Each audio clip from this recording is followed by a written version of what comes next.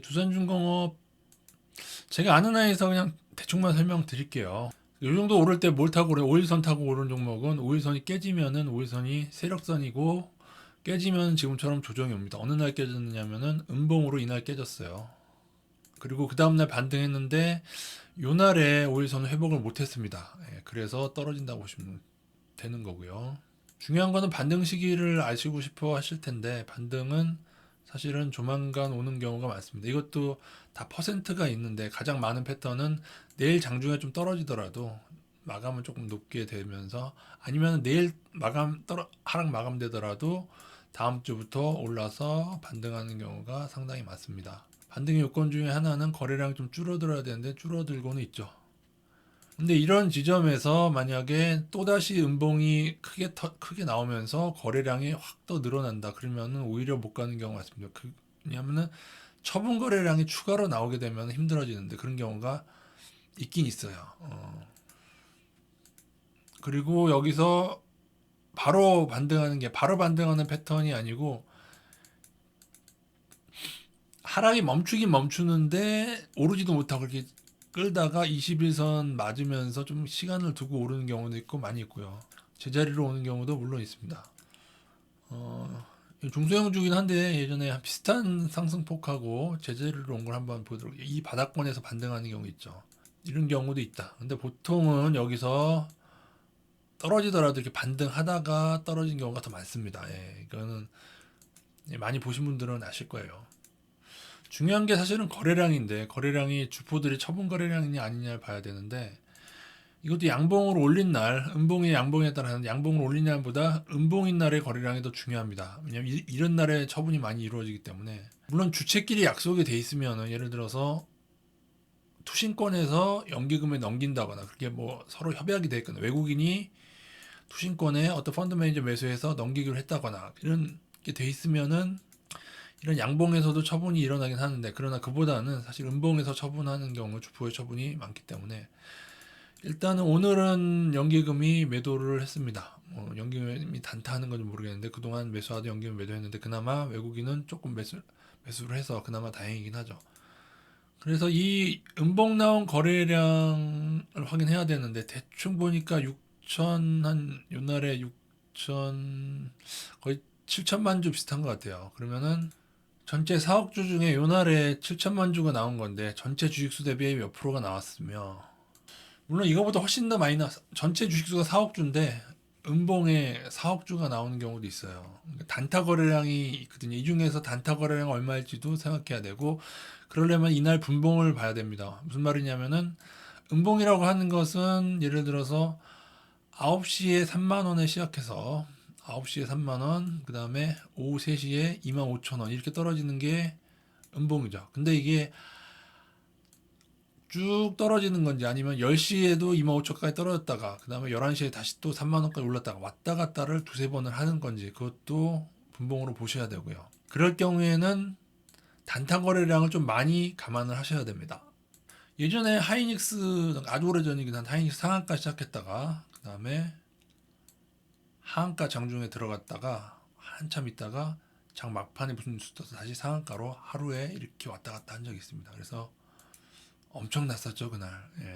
하루에 몇 번을 왔다 갔다 시켰냐에 따라서 단타 거래량은 정해진다. 그러면 4억 주 중에 7천만 주 중에 계산했을 때 일단은 좀 애매해요. 지금 왜냐 뭐가 애매하냐면은 만약에 지금 4억 주 중에 이날 음봉에서 2억 주 이상 만약에 나왔다. 그러면은 여기를 넘기 힘들다라고 생각을 할 거예요. 그런데 문제는 두산중공업이 지금까지 있었던 가장 큰 거래량이 나온 게 이번 달입니다. 월봉상으로. 지금 심지어 6월 달이 다 지나지도 않았는데 중순도 안 지났는데 이만큼이 나왔어요.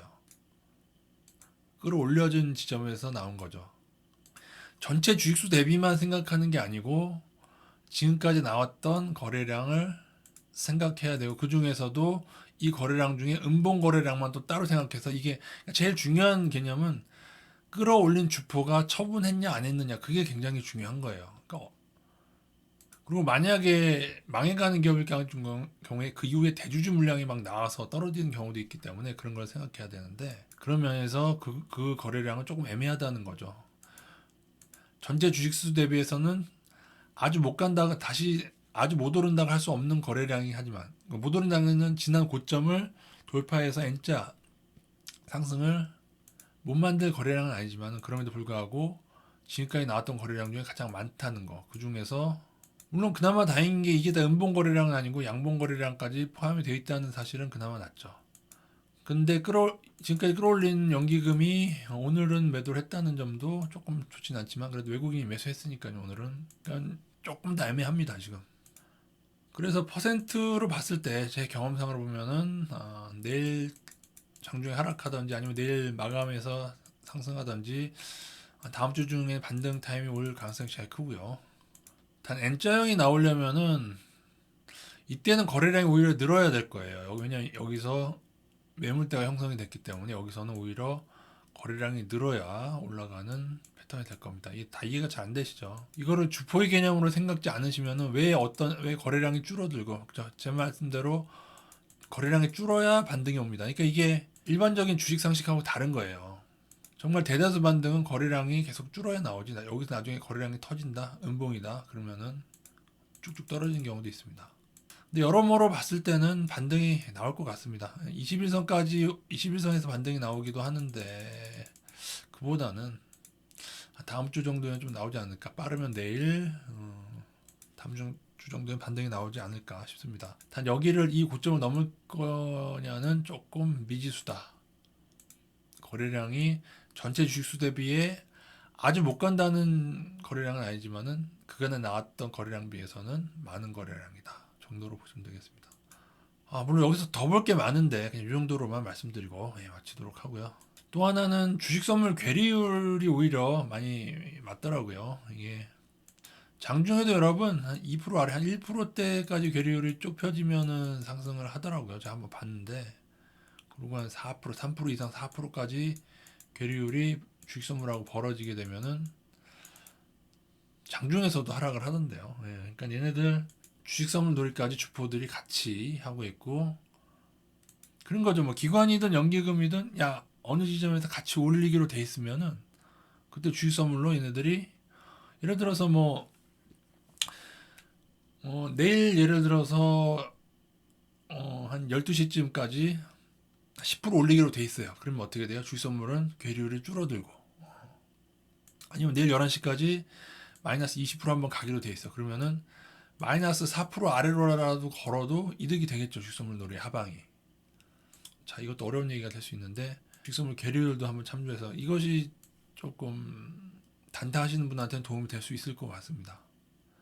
이 괴리율도 종목마다 다 다르더라고요. 이 잘 먹히는 종목은 잘 먹히고 안 먹히는 종목은 안 먹히는데 두산은 그래도 조금 먹히는 종목. 두산 인프라코어는 정말 잘 안 먹히는 것 같아요. 두산중공업은 조금 잘 먹히지 않나 그렇게 보여집니다. 복잡하죠, 그죠?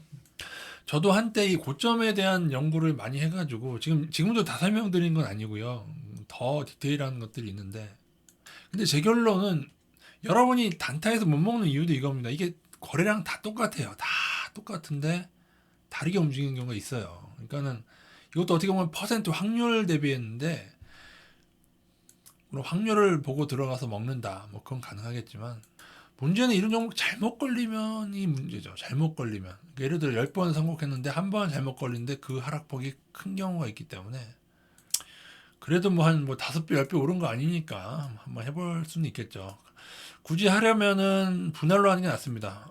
반등이 여기까지 온 후에 반등하는 경우도 있기 때문에 그럴 경우에는 분할로 떨어질 때마다 하셔서 단타를 하시는 게 낫겠죠. 그러나 단타는 추천드리지 않겠습니다.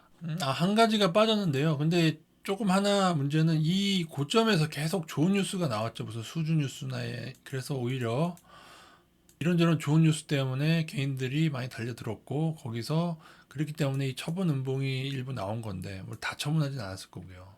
지금은 여기에 매물대를 과연 소화해낼 수 있을 것인가 그 매수세가 나올 거냐가 관건이 될 것 같습니다. 개인들이 너무 많이 이미 달려들어서 주포가 처분했다면 여기가 끝이죠.